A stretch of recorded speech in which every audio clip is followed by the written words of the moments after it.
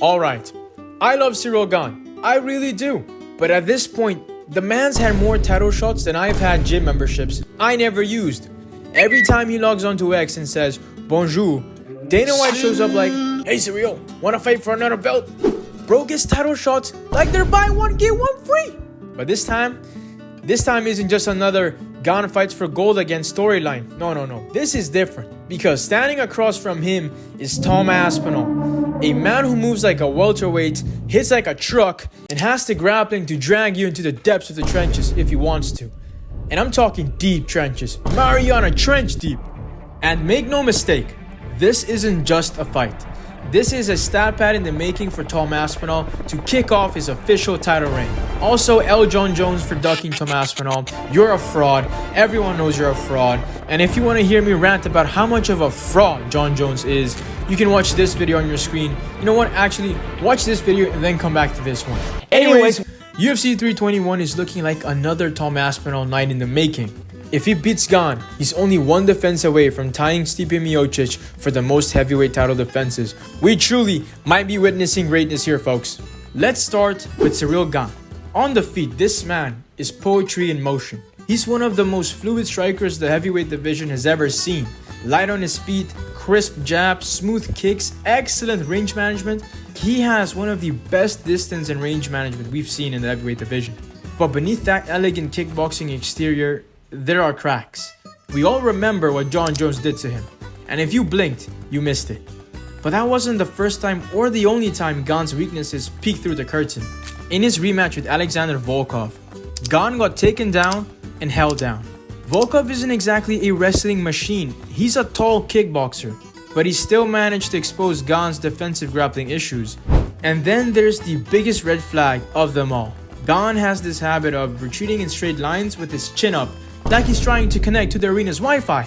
That's how Tai Tuivasa, a man powered almost exclusively by chaos, beer, and happy dads, was able to land clean shots and drop him hard. And if Tai Tuivasa, who's trash, can find that chin, what happens when someone faster, sharper, and far more calculated like Tom Aspinall is across from him? Bro, he's cooked.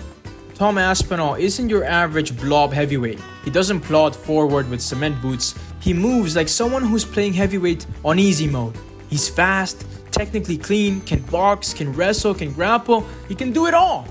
And he's a finisher, like an actual finisher. Not win a decision and hope for a bonus finisher, a real finisher. But he does have one thing in common with Gane. He raises his chin sometimes too. The difference? Tom's chin is made of something NASA should be studying. Just ask Sergey Pavlovich, who at the time, let's not forget, was being called the Russian Ngannou.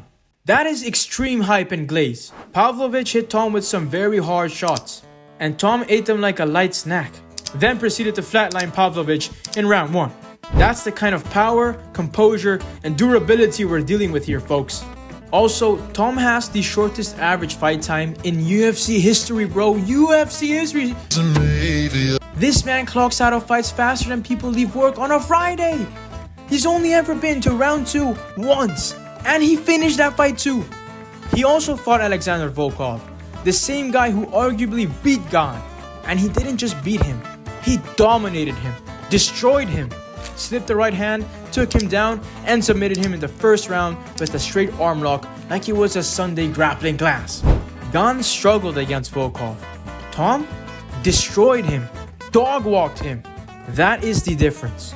On the feet, Gane wants to keep this clean and long range. Jab, teep, calf kick, and stay mobile. Gane should look to target the body in this fight. Tom has a big torso and short arms, so it's going to make it hard for Tom to defend those body shots. And if Gane can make it a slow, technical fight, he can pick his shots and maybe frustrate Tom.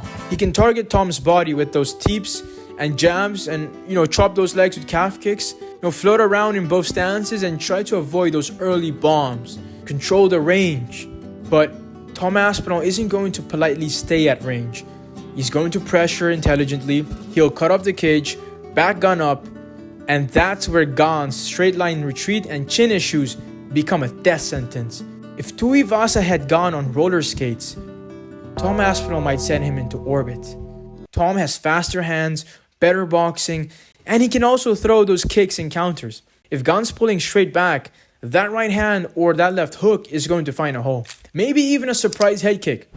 And one more thing, Gane has this tell sometimes in his fights where, he's bouncing around, and then he plants himself and kind of changes levels and throws a cross. Every time he goes for a cross, you see that pattern. This has been exposed before. In his fight with Jones, this led to him getting finished. He's bouncing around, stands his base, throws a cross. Jones slips on the outside, clinches, takes him down, and finishes the fight. Now, that exact sequence happened in the Aspinall and Volkov fight. Volkov throws a cross, Tom slips on the outside, clinches, takes him down, and submits him. So expect Tom Aspinall to prepare for that tendency in this fight. And on the ground, this is where it gets brutal. Gane's grappling has been a weak spot for years. Out-wrestled by Francis Ngannou, mauled by John Jones, controlled at times by Volkov. Aspinall is a legit submission threat. Let's not forget, Tom Aspinall's first martial arts, his background is Brazilian Jiu-Jitsu. He has heavy top pressure, smooth transitions, extremely dangerous ground and pound, and unlike Gane, Tom doesn't hesitate. Once it hits the mat, it's go time. And considering he's been training with Craig Jones recently, you can only imagine how much better his grappling has gotten. I don't think Gane's grappling has been able to reach a level where he can compete with Tom Aspinall. Especially knowing that Tom has been training with Craig Jones, there's no way Gane can compete with him in the grappling. If this fight hits the ground early, it could end even faster than UFC 285's main event. So, what are the keys to victory? For Gane, lateral movement only. Stop retreating in straight lines like a bot. Otherwise, you're going to get knocked out. Keep it clean and at range. Teeps, jabs, calf kicks, stay elusive. Be on your bike from minute 1.